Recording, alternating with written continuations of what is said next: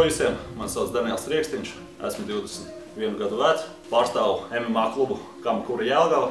Esmu aizvadījis 2 cīņas, abās cīņās pirmajā raundā uzvaras.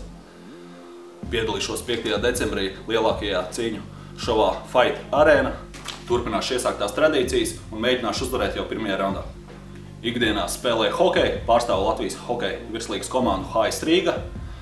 Esmu spēka uzbrucējs, varu arī iemest vārtus un neatsakos nomest cīņus. Un vienmēr mani komandas biedri uz laukuma ir drošībā.